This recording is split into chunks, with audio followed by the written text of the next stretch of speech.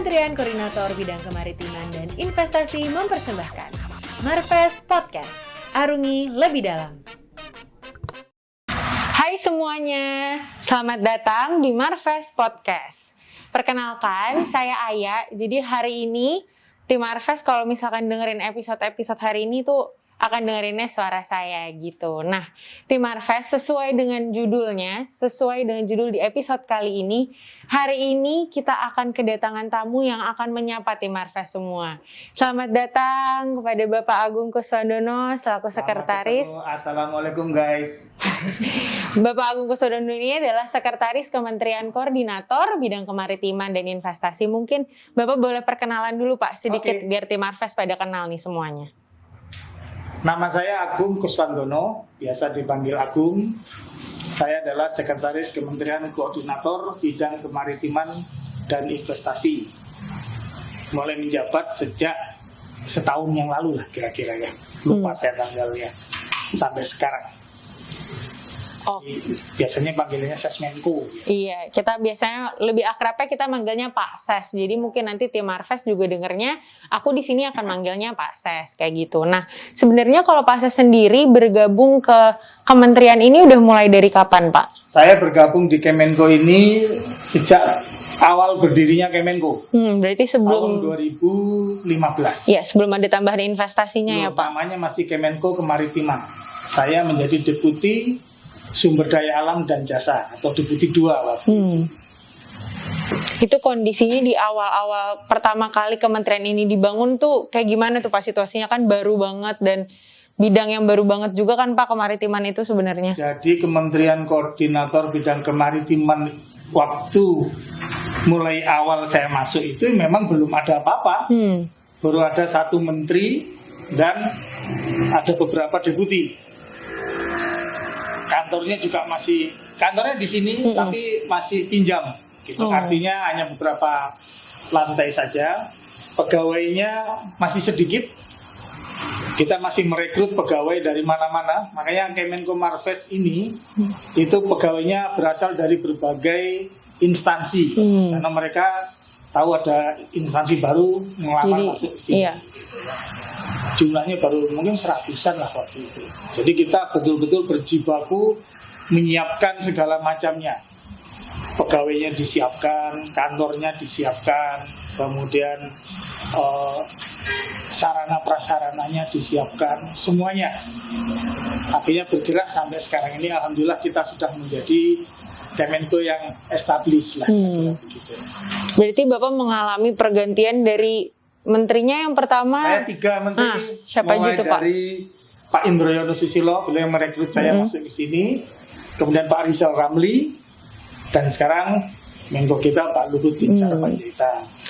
Nah, kalau Bapak sendiri itu berarti sekretariat kementerian itu beradanya posisinya di mana itu Pak? Mungkin boleh dijelaskan. Jadi kalau di struktur organisasi, sekretariat kementerian itu di bawah koordinasi Menko langsung. Nah, kemudian sejajar tetapi berbeda posisi dengan para deputi, ada 6 deputi ya. Yang namanya sekretariat tentu mesinnya organisasi. Jadi kita ini yang melaksanakan kegiatan, istilahnya jeroannya Kemenko ini yang menjalankan adalah Setmenko-nya gitu. Nah, berarti di Setmenko itu ada apa aja Pak isinya tuh? Di Setmenko ini ada 4 biro. Oke. 1 biro umum. Biro umum ini yang menangani dari mulai masuk ke mulut sampai keluar. Nah, gimana itu Pak? Yang ngurusi dari makanan. Oke. Sampai ngurusi WC. Istilahnya masuk mulut sampai keluar itu biro umum. Biro umum ngurusi pegawai, ngurusi sarana prasarana. Ini betul-betul housekeepingnya kantor. Berarti kayak kesejahteraan pegawai itu semua adanya di biro umum ya Pak? Yang kedua biro perencanaan. Ini yang melaksanakan anggaran. Jadi kalau tiap-tiap deputi mengajukan permohonan untuk melakukan kegiatan apa saja kan harus ada anggarannya.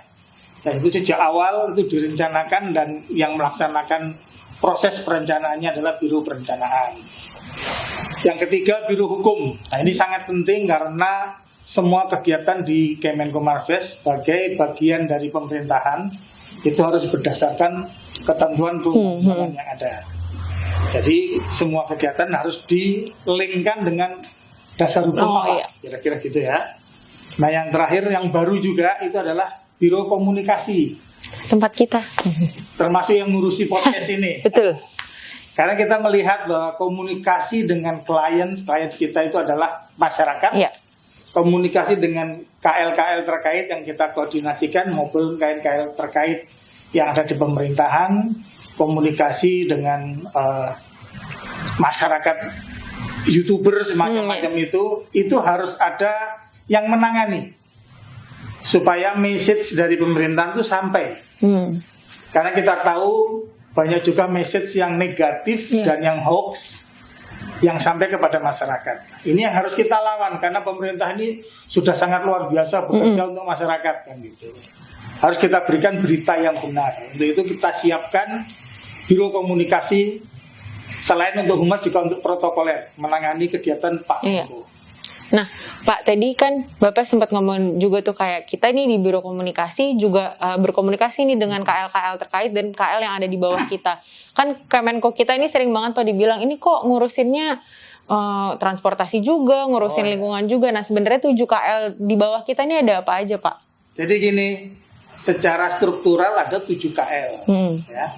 Secara struktural, tetapi sebetulnya semua kegiatan itu tidak bisa dikotak-kotakkan seperti itu. Anda sebut kegiatan apa? Misalnya bangun pelabuhan. Bangun pelabuhan itu kan pasti harus ada listriknya. Betul. Harus ada airnya. Harus ada dermaganya. Harus ada kapalnya. Harus ada jalannya, ya kan? Harus ada perhatian terhadap masyarakat nelayan di sekitarnya. Bayangkan berapa menteri itu yang berkumpul di situ. Banyak. Jadi cara melakukan kegiatan ini memang tidak boleh hanya 7 KL di bawah kita saja. Nah, Pak Menko selalu melaksanakan semua tugas itu secara holistik. Semua pihak diundang. Memang seharusnya begitu. Jadi kalau melaksanakan suatu tugas atau melaksanakan suatu kegiatan itu tidak boleh silo-silo istilahnya. Betul Pak, silo-silo. Tidak boleh silo-silo. Jadi semua harus dibahas sampai tuntas. Dengan demikian kegiatannya akan berhasil.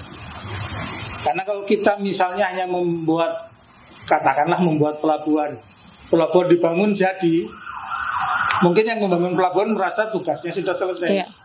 Tapi sebetulnya pelabuhan tanpa kapal apa artinya kan gitu kan? Pelabuhan nggak ada listriknya, emang nggak bisa jalan ya. Di situ kan. Nah kayak gitu. Jadi pola pikirnya harus kita ubah. Itu sebabnya banyak yang secara negatif mengatakan Kemenko Marves ini kok menangani segalanya. Memang untuk membahas kemaritiman dan investasi harus dibahas semuanya. Itu intinya. Dan pemerintah juga nggak bisa kan Pak, maksudnya satu lembaga kerjanya sendirian. Kita kan semua bekerjanya bareng-bareng ya Pak. Sama-sama. Itu sebabnya kalau di Kemenko Marves ini kalau mengundang kolega, itu selalu semua kolega diundang, diajak untuk berbicara tentang keamanan negara. Kan sudah ada Kemenko-nya sendiri. Tapi di sini kalau membangun suatu investasi atau membangun tugas-tugas kemaritiman kan tidak akan lepas dari itu karena maritim itu kan ikut batas negara juga. Jadi mereka juga diajak bicara di sini. Gitu Mbak. Nah, gitu ya Tim Marves. Jadi kalau jadi kalau misalnya Tim Marves bingung nih sebenarnya kenapa sih kok kayaknya dibilangnya kita ngurusin semuanya padahal emang kita semuanya bekerjanya bareng-bareng. Nah, kalau Pasha sendiri nih di setiap pekerjaan Pasha setiap hari apa sih Pak kayak living wisdom atau apa sih Pak yang Bapak kayak pegang di dalam hati untuk terus bekerja dengan baik gitu Pak? Pertanyaannya berat ini, wisdom. Ini berarti kembali ke masalah pribadi saya. Pak. Jadi dalam bekerja saya itu selalu yang pertama bersyukur pada Tuhan yang Maha Kuasa, Allah Subhanahu Wa Taala.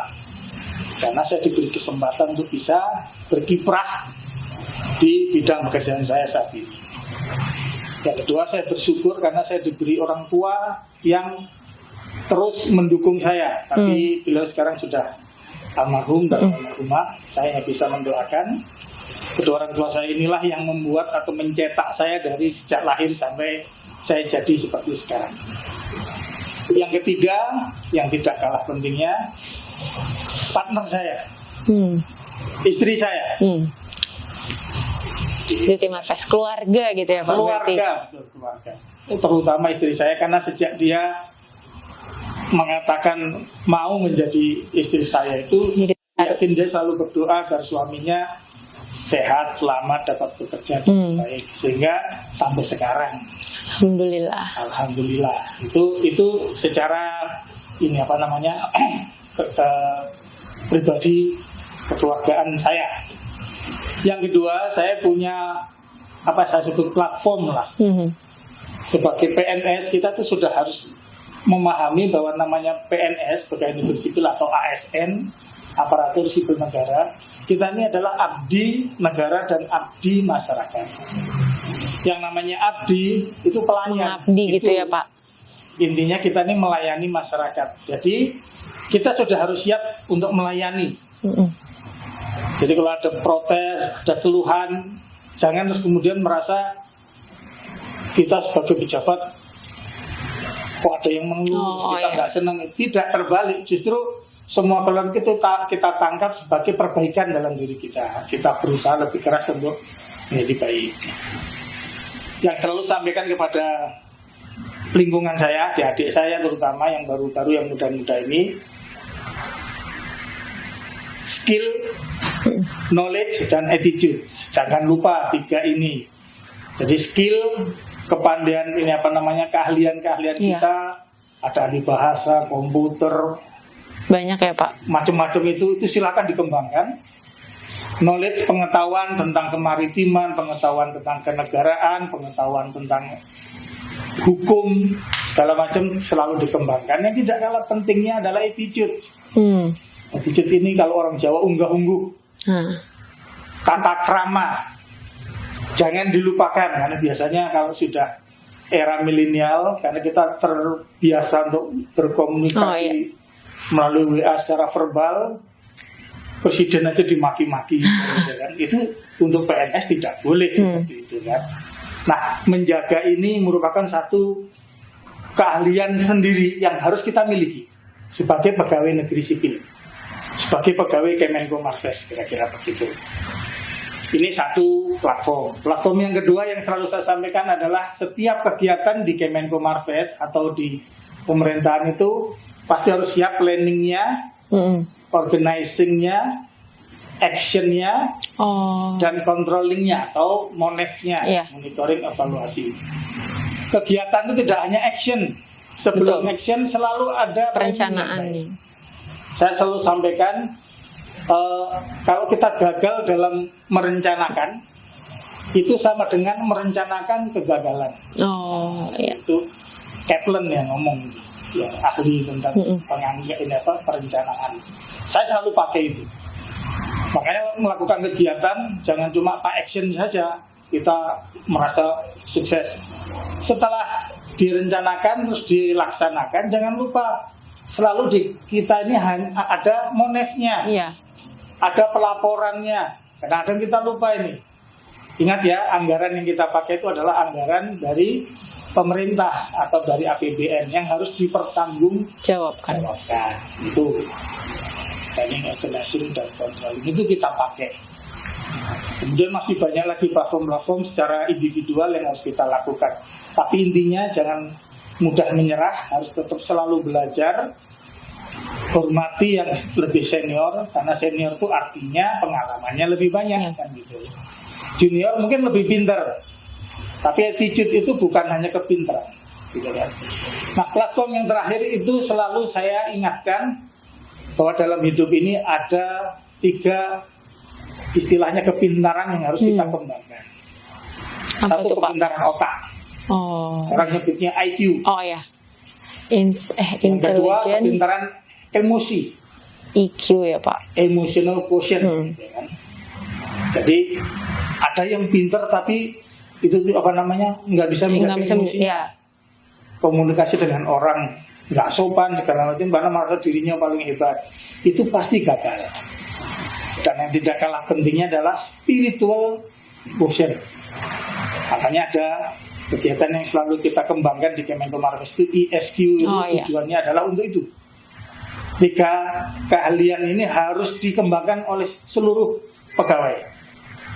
Yang 3-3-nya bisa memegang ini, insya Allah berhasil. Jadi jangan berpikir bahwa kalau IQ kita paling tinggi, kita pasti akan menjadi terhebat. Harus balance ya Pak semuanya. Pasti harus balance. Anda tahu kan Bill Gates? Dia tahu. Bill Gates itu nggak lulus loh kuliah. Oh iya, saya baru tahu. Tapi anak buahnya doktor semua. Yang Microsoft itu. Iya. Isaac Newton, penemu gravitasi itu, nemunya di mana? Di bawah pohon itu. Lagi ngelamun gitu kan, lagi mikir. Mendapatkan inspirasi. Ada apel jatuh, apel jatuhnya kok ke bawah gitu kan. Nah, kita akan menemukan hal-hal hebat itu bukan hanya pada saat kita di bangku sekolahan.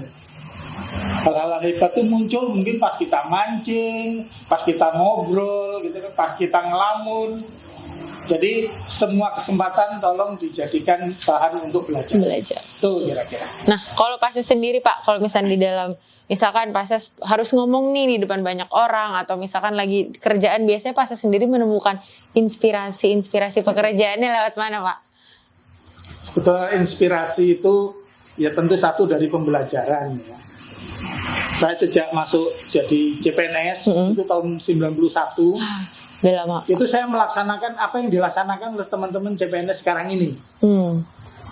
Nganter surat, kemudian membuat draft surat, membuat macam-macam. Zaman dulu malah ngetiknya pakai mesin tik manual gitu kan.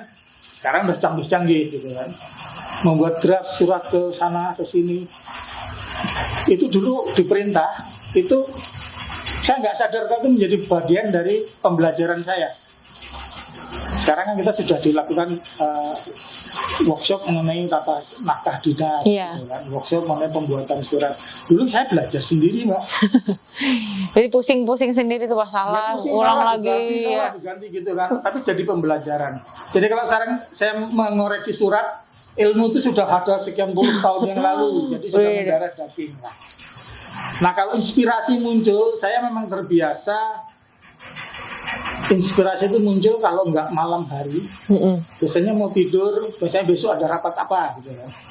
Malam itu saya harus pikir kira-kira yang saya omongkan apa ya. Oh ini masalah kemaritiman, misalnya pembuatan ini apa namanya tambak udang. Ngomongnya ini masih kelautan. Sekarang kenapa kita punya masyarakat sekian banyak, tapi konsumsi ikannya masih sedikit. Itu satu poin. Gitu kan. Kemudian cara pembuatan ini apa namanya budidaya, kenapa masih belum sesuai dengan harapan 2 poin. Gitu aja. Habis itu tidur. Besok bangun saya udah ingat Pak berarti itu. Kadang-kadang pas duduk di depan podium atau di depan teman-teman kan dikasih kertas itu. Saya kasih poin-poin lagi itu. Sudah saya ngomong itu aja. Meskipun anak buah saya selalu menyiapkan draft sambutan gitu ya Pak. Saya biasanya nggak saya baca itu. Cuma saya cari poin-poin kalau ada yang kurang. Oh ya ini perlu, ini tambah gitu. Yang kedua biasanya kalau pas di kamar mandi. Gimana tuh Pak maksudnya tuh Pak? Biasanya ide di cemerlang itu muncul kita sedang merenung gitu kan. Ini merenung nih berarti pas momen apa tuh Pak? Ya pas lagi ngeden gitu. Lagi duduk merenung gitu, itu otak jalan rupanya. Oh iya ini perlu ini. Itu pengalaman muncul, kita rangkai karena enak pas duduk itu pikiran itu nyaman gitu kan. Akhirnya muncul selesai itu kita sudah punya poin-poinnya. Berarti keluar dari kamar mandi langsung kayak tercerahkan gitu ya Pak langsung. Itu biasanya dua keadaan yang ini. Saya terbiasa berjalan cepat ya Mbak. Jadi saya jarang sekali misalnya minggu depan rapat terus saya siapkan sekarang. Itu udah sekian puluh tahun yang lalu saya lakukan itu. Nah, sekarang ini sudah terpola lah. Besok ada acara apa?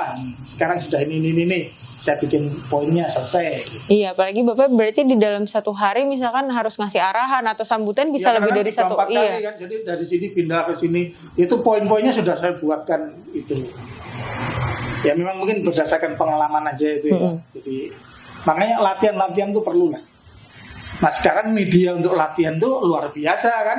Iya. Sudah ada betul, Pak. biro komunikasi yang menyiapkan Anda untuk latihan berbicara, latihan membuat surat kan, latihan berkomunikasi segala macam. Nah itu manfaatkan sebaik-baiknya. Apapun ada kan, mau belajar apapun, buka YouTube, mau goreng kerupuk yang enak seperti apa ada gitu kan. Mau bicara yang baik seperti apa ada semua. Iya, benar, Pak. Dulu kan kita belajar sendiri gitu. Jadi memang sudah beda kondisinya. Nah, tugas kami di Kemenko Marves ini, karena meskipun saya masih imut-imut tapi saya merasa sudah tua kayak ini. Bapak selalu imut kok, Pak. Masa sih? Iya dong. Nah, tugas saya itu menyiapkan generasi penerus kita supaya Kemenko Marves ini, nggak hanya di Kemenko Marves ya, pemerintahan ini terus berjalan lebih baik dan lebih baik lagi. Dan saya yakin level-level Anda ini, yang anak-anak baru, anak-anak yang muda ini, dengan kondisi yang sekarang ada, dengan ketersediaan alat-alat bantu yang luar biasa ini, Anda pasti lebih baik dari kami. Makanya Pak Menko juga mendorong penuh Anda yang harus mempunyai yang sudah mempunyai kemampuan untuk sekolah disuruh sekolah lagi kan gitu kan. Belajar disuruh belajar lagi. Kalau untuk itu saya yakin Anda akan melebihi kami ini.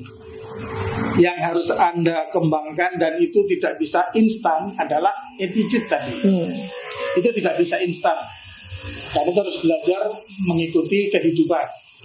Dan itu hati-hati ya. Attitude ini menurut saya kapasitasnya sangat tinggi. Karena begitu ada salah, itu ada istilah sekali lancung ke ujian gitu ya. Apa tuh, Pak?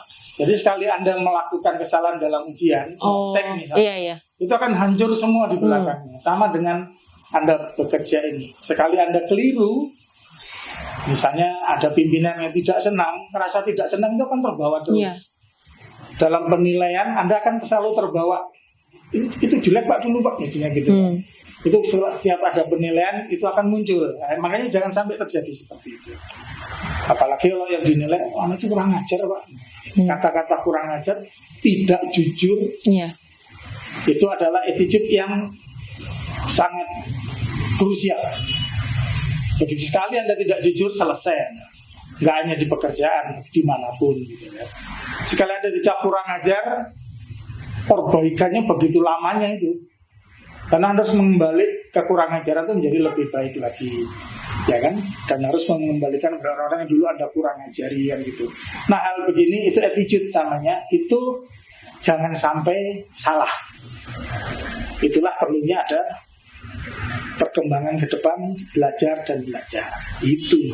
Nah, Pak, kayak untuk menyiapkan attitude tadi, terus menyiapkan kayak tadi menyeimbangkan IQ, EQ sama SQ misalkan di pegawai Kemenko Marves sendiri Pak. Sebenarnya nilai-nilai apa sih Pak yang ditanamkan gitu ke pegawai Kemenko Marves supaya kerjanya itu tetap bagus selalu dan selalu on target gitu misalkan? Ada dua.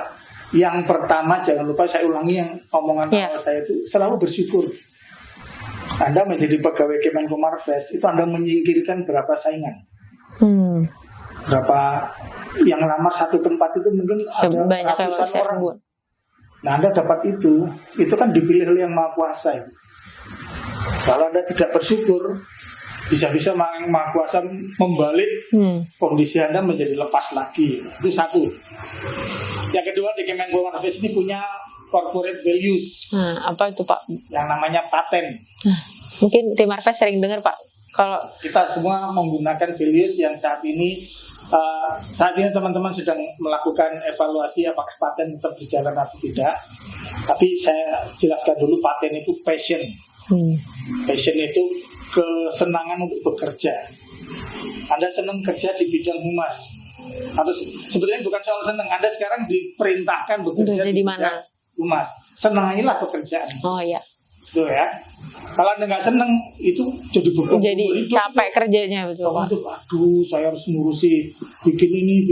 Kalau udah mulai aduh itu, Anda akan mengaduh terus tiap hari. Itu nggak bersyukur. Passion tuh pertama tim Marves. Kemudian accountable, bertanggung A-nya jawab. berarti accountable ya Pak. A-nya accountable, bertanggung jawab.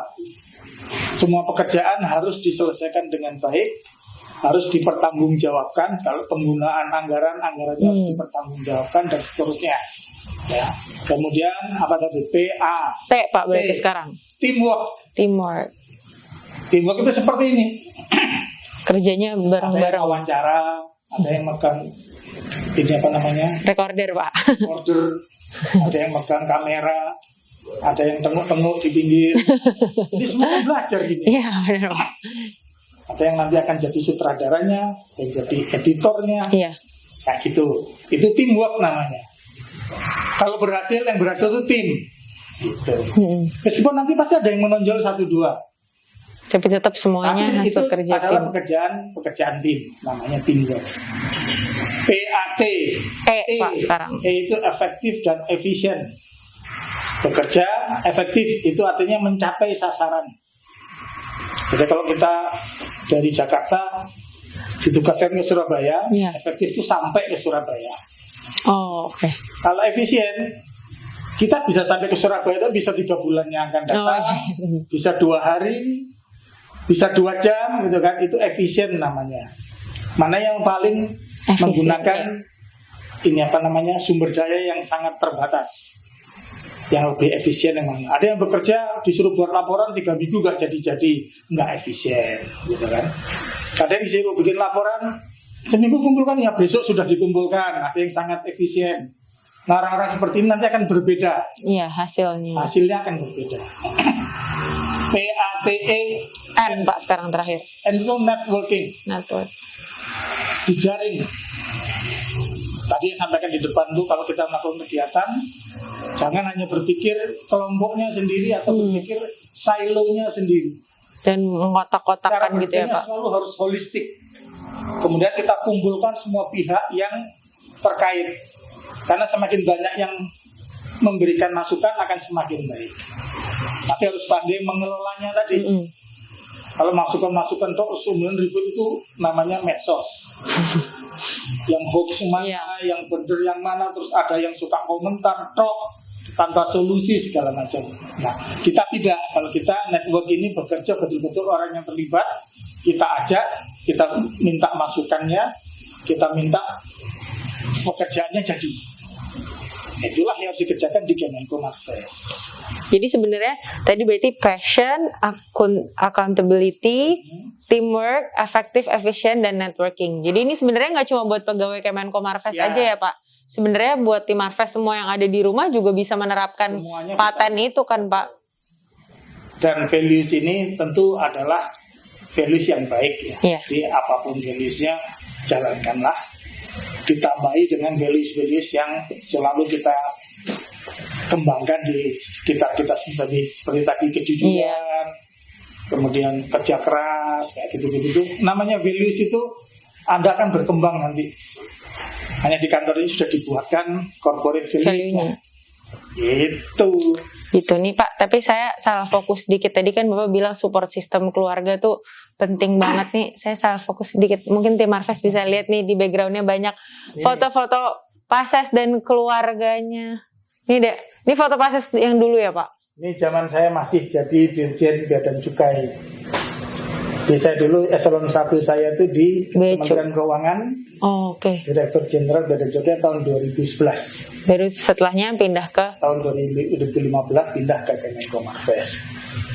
Nih kalau tim Marves nanti bisa lihat ruangannya ini banyak wayang-wayang. Ada apa Pak? Kayak hiasan wayang-wayang itu. Bapak emang suka kesenian wayang? Iya. Karakter wayang. Ini depan ini Ramayana, Ramasinta. Keluar itu ini itu pas Pak Nakula Sadewa. Oh iya. Keren loh tim Marves ruangannya ini biar tetap ini ya Pak, biar tetap segar dalam bekerja, biar menyenangkan saya lah. Yang lihat. Kalau ini namanya Ponokawan. Bapak hafal semua Pak?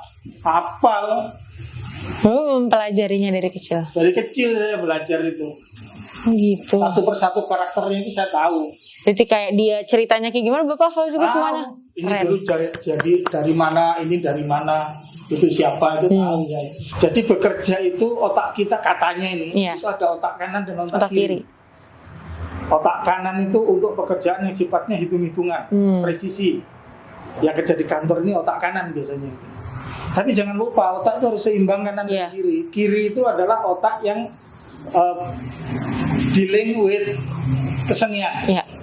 Yang entah itu nyanyi, nari, kesenian macam-macam lah, ngelukis, itu harus dikembangkan semua. Dulu ya waktu saya di kantor lama itu ada pameo. Pameo itu apa Pak? ini apa namanya? Ya kayak guyonan. Oh. Kalau ingin jadi pimpinan itu harus bisa nyanyi dulu gitu. Karena pimpinan kalau suruh ke depan mesti bisa disuruh nyanyi, iya. Oh suaranya jelek itu anak buah nggak seneng. Minimal itu tahu not lagu. Minimal kalau suruh maju itu nggak malu-maluin kira-kira gitu. Itu nyanyi aja. Tapi yang dimaksud sebetulnya adalah punya jiwa seni. Karena seni itu berkait dengan kehalusan budi. Berkait yang tadi saya sebut attitude. Iya. Karena namanya seni itu attitude-nya harus bagus. Nggak ada orang seni penjilaan. Meskipun seninya penjilaan. Seperti orang main rock gitu kan. Tapi tetap harus ada nada yang diikuti kan gitu. Nggak bisa mencela gitu ya Pak. Gitu. Jadi otak kanan dan otak kiri itu harus diseimbangkan. Itu sebabnya Anda semua yang nonton podcast ini ingat-ingat jangan hanya pinter di otak kanan. Nah, Marves. Tapi kembangkan otak kiri Anda supaya seimbang hidup ini. Kan katanya hidup itu pengen bahagia ya. Iya, benar Pak. Bahagia dengan keberhasilan itu tidak selalu harus sama. Anda tahu kan orang mancing? Iya, tahu Pak. Dapatnya berapa sih? Tergantung kan kadang-kadang suka lama banget. Ikan nyantol. Bahagia banget ya. Meluap, mungkin ngalahin kebahagiaan kita di sini gitu kan. Kalau dapat gaji misalnya kan. Karena memang otak kiri itu otak yang penuh dengan yang bisa menjaga kita untuk selalu bersyukur kan. Jadi otak kiri Anda kembangkan, insya Allah rasa syukur itu akan selalu muncul apapun keadaan kita. Gitu, apapun keadaan. Sekarang masih CPNS, kita bersyukur. Tiba-tiba nanti 2 tahun lagi atau 1 tahun lagi jadi PNS. Itu kan perkembangan. PNS jadi eselon 5, eselon 4, eselon 3, eselon 2, tiba-tiba jadi eselon 1. Iya. Jangan ribut soal eselonnya, itu nggak bukan kewenangan kita menentukan itu. Tetapi bersyukur itu kewajiban kita. Nah itu yang Anda pegang. Selalu pokoknya ingat ya, selalu bersyukur. Kalau Anda bersyukur, maka nikmat yang Anda terima akan semakin banyak. Kalau kita lupa bersyukur, yang muncul azab. Azab itu munculnya pertama adalah hati Anda nggak pernah tenang. Lihat temannya diangkat, kok dia diangkat? Atau dia tuh gini-gini. Terus kita malah jadi injuri. Saya selalu menyebut kita sering sekali merasa menjadi Tuhan. Mengoreksi orang lain. Bisa menilai gitu ya Pak. Menilai orang lain itu gini-gini. Dia lupa dirinya sendiri juga nggak sehebat itu. Gitu. Jadi nggak usahlah menilai orang lain. Perbaiki aja diri kita sendiri sebaik-baiknya. Dan bersyukur. Kembali ke sini. Gimana Pak? Ini yang mendukung kehidupan saya sampai saat ini, keluarga saya. Salah satunya juga mensyukuri kehadiran keluarga ya Pak. Ya, kehidupan saya ini sebetulnya ya untuk keluarga kan. Dan untuk saya pribadi kan.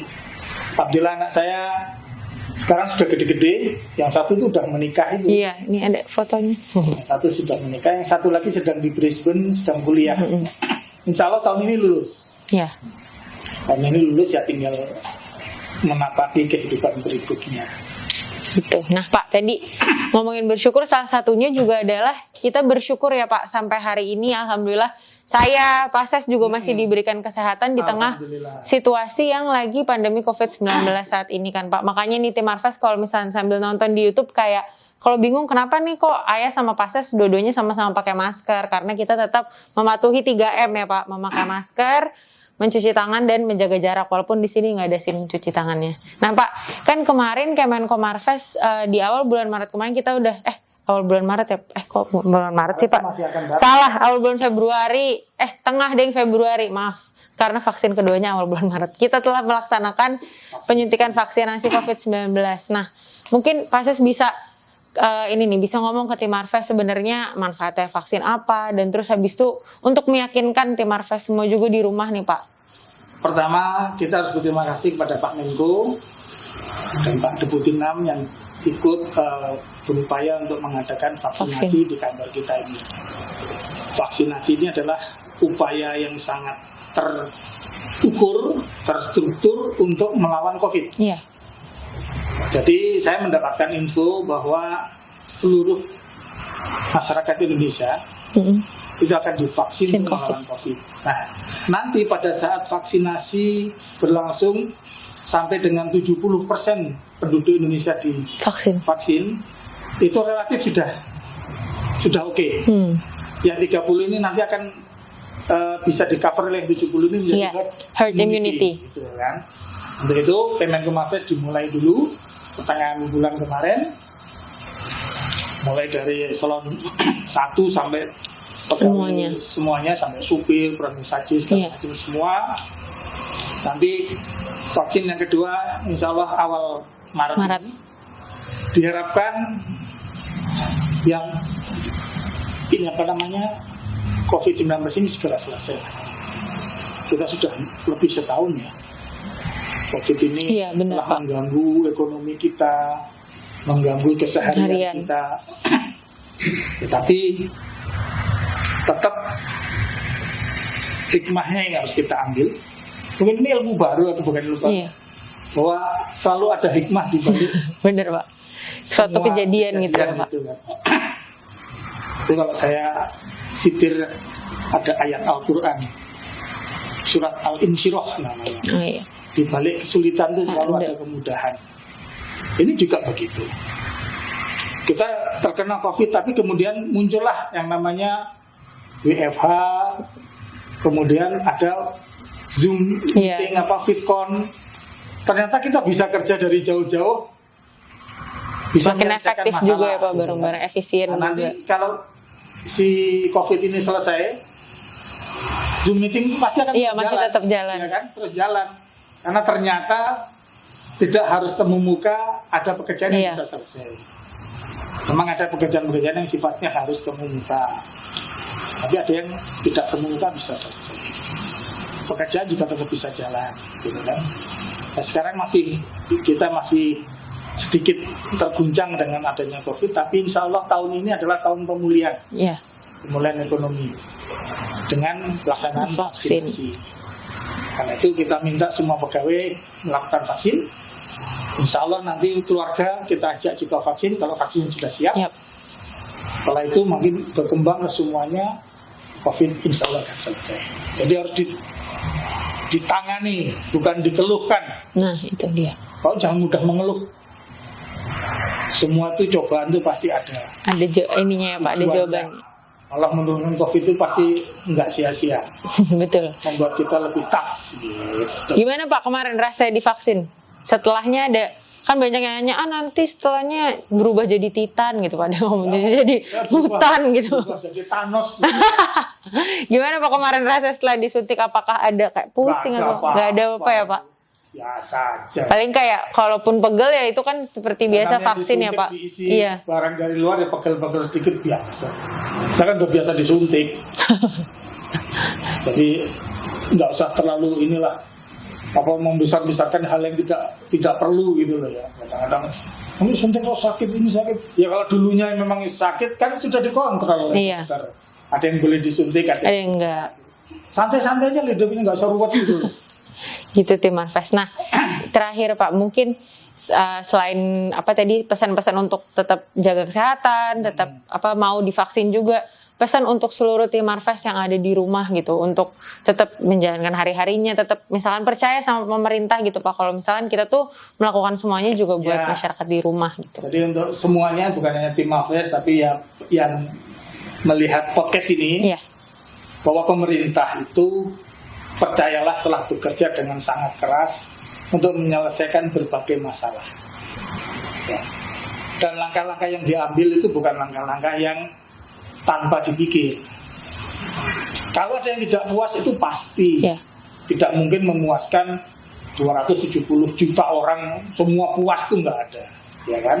Tetapi yang penting adalah secara umum jalan yang dilakukan kalau dilalui oleh pemerintah ini betul-betul demi kebaikan dan kesejahteraan masyarakat pasti. Dan negara kita ini adalah negara yang, percayalah, adalah negara yang besar.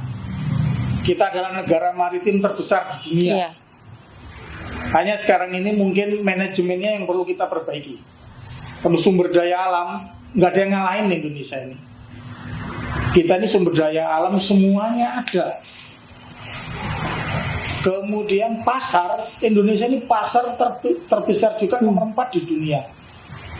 Jadi ada orang yang bilang kalau kita mengolah sumber daya alam dipakai oleh masyarakat Indonesia sendiri, itu terjadi cycle yang orang lain nggak usah bantuin, kita sudah hidup. Udah bisa sendiri. Nah itu yang harus kita lakukan. Banyak sebetulnya negara lain tergantung kepada Indonesia.